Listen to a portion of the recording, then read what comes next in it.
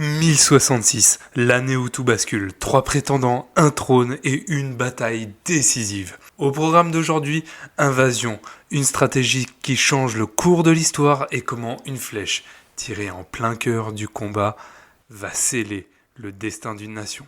Bienvenue dans Chronorama, une journée d'histoire. Aujourd'hui, je suis heureux de pouvoir enfin vous parler de Moyen-Âge et de chevalerie avec la bataille de Hastings.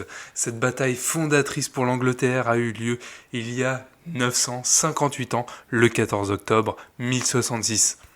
En janvier 1066, l'Angleterre entre dans une période de tension extrême. Le roi Édouard le Confesseur est mort sans héritier direct. Le royaume est en suspens, mais une promesse secrète flotte dans l'air.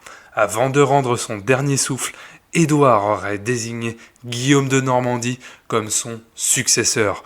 Pourtant, contre toute attente, c'est Harold Godwinson, un puissant seigneur anglais, qui s'empare de la couronne. Pour Harold, ce couronnement n'a rien d'un triomphe, c'est le début d'un cauchemar. Car à des centaines de kilomètres au-delà de la mer, Guillaume de Normandie, furieux d'être écarté, prépare son invasion. Il n'est pas le seul à pouvoir s'emparer du trône. Harald Hardrada, le roi viking de Norvège, se tient prêt à fondre sur l'Angleterre depuis le nord. Harold doit affronter non pas un, mais deux rois, chacun d'eux avec sa propre armée prête à en découdre. L'Angleterre est divisée. À l'intérieur même du pays, on doute des capacités de Harold à défendre le royaume. Les barons se demandent s'il est réellement l'homme de la situation, tandis que des rumeurs sur sa légitimité circulent. À l'extérieur, le danger est palpable. Guillaume, étant connu pour être un stratège redoutable, réunit ses troupes normandes forgées par des années de conquête. De l'autre côté, le roi viking Harald Hardrada avance en direction de l'Angleterre, espérant profiter de la faiblesse du nouveau roi. Dans ce climat d'incertitude, une seule chose est certaine. À la fin de cette année, l'Angleterre sera profondément transformée, et ce, quel que soit l'homme qui siégera sur le trône. Harald Hardrada périt lors de la bataille de Stamford Bridge, quelques jours avant la bataille de Hastings, mais il a pu considérablement épuiser les soldats anglais. Le 14 octobre 1066, la plaine de Senlac, près de Hastings, devient le théâtre d'une bataille décisive.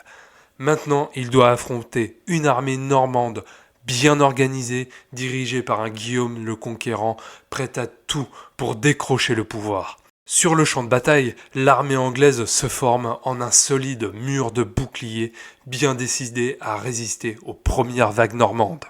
Les Normands lancent leur charge. Les flèches pleuvent sur les lignes anglaises.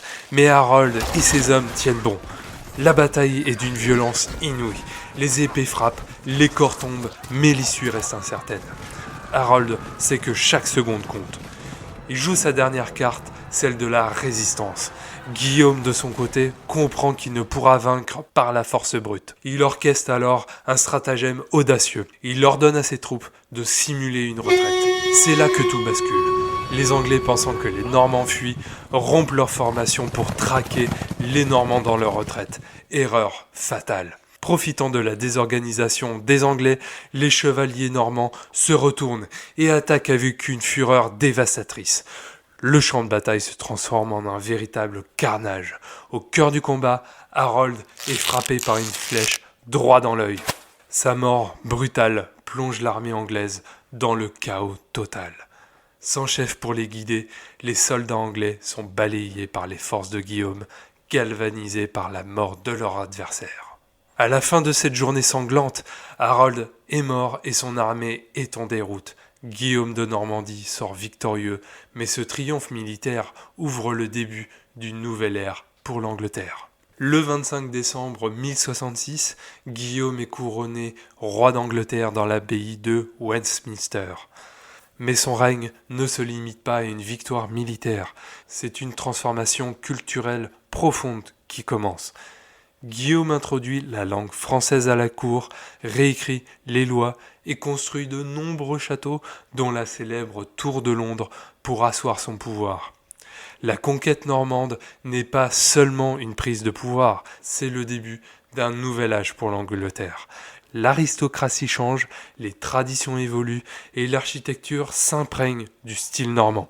Cette bataille marque la fin de l'Angleterre anglo-saxonne et l'avènement d'une Angleterre normande. La bataille d'Hastings a redéfini le paysage politique et culturel de l'Angleterre. À partir de là, l'Europe regarde le nouveau royaume avec attention. Les Normands laissent une empreinte qui se ressent encore aujourd'hui dans la langue, l'architecture et les lois anglaises. L'Angleterre que nous connaissons aujourd'hui prend ses racines avec Guillaume le Conquérant et avec la bataille d'Hastings qui en est l'acte fondateur. C'est un petit peu comme leur baptême de Clovis. Merci à tous d'avoir écouté cet épisode de Chronorama, une journée d'histoire. Si vous avez aimé cet épisode, n'hésitez pas à vous abonner, à laisser un commentaire, à partager à vos amis, à en parler autour de vous. En tout cas, nous, on se retrouve la semaine prochaine, le 21 octobre 2024, dans le futur, pour parler du passé. Allez, à très vite. Ciao!